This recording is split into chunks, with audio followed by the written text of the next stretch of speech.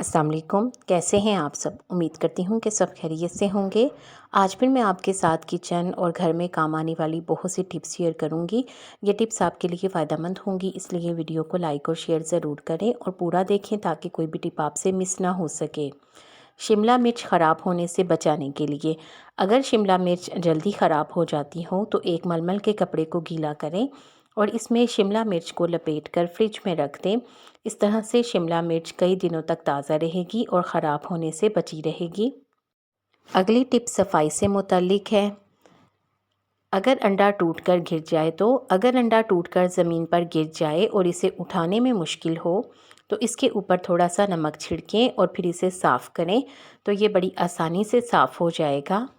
क्योंकि नमक ना सिर्फ खानों का जायका बढ़ाता है बल्कि ये सफाई में भी मदद करता है। लीमू से रस निकालने में मुश्किल हो तो अगर लीमू से रस निकालने में मुश्किल हो तो इसे चंद सेकंड के लिए माइक्रोवेव में गर्म कर लें। रस बड़ी आसानी से निकल जाएगा। आप इस टोटके का इस्तेमाल थोड़े से मुरझाए हुए लीमू के लिए भी कर सकते हैं। कटे हुए एवोकाडो को ताज़ा रखने के लिए कटे हुए एवोकाडो को ताज़ा रखने के लिए इसे किसी एयर टाइट जार में प्याज के साथ रखें तो ये ख़राब होने से बचा रहेगा। अगली टिप बिस्किट से मुतल्लिक है। बिस्किट ख़राब और नरम होने से बचाने के लिए बिस्किट अगर जार की शक्ल के प्लास्टिक के डिब्बों में रखें तो ये नरम और ख़राब नहीं होंगे बल्कि खस्ता के खस्ता ही रहेंगे। ये टोटका ना सिर्फ आप बिस्किट के लिए कर सकते हैं बल्कि निम्को और चिप्स वगैरह के लिए भी इस टोटके को इस्तेमाल कर सकते हैं।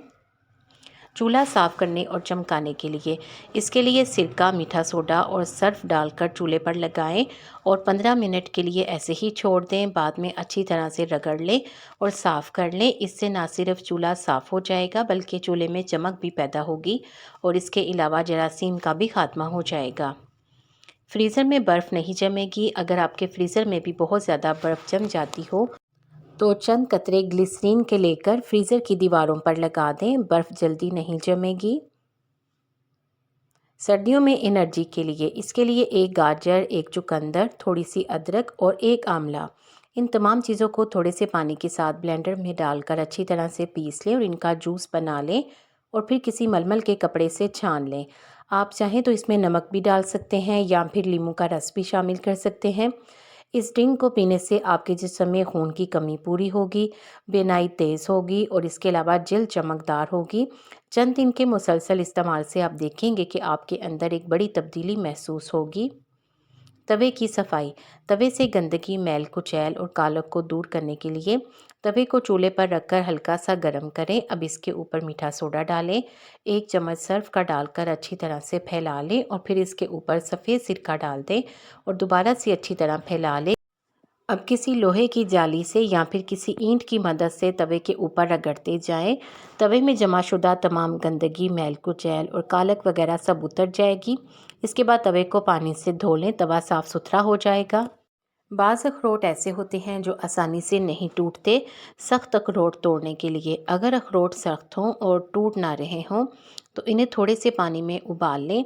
इस तरह अखरोट हाथ से ही टूट जाएंगे।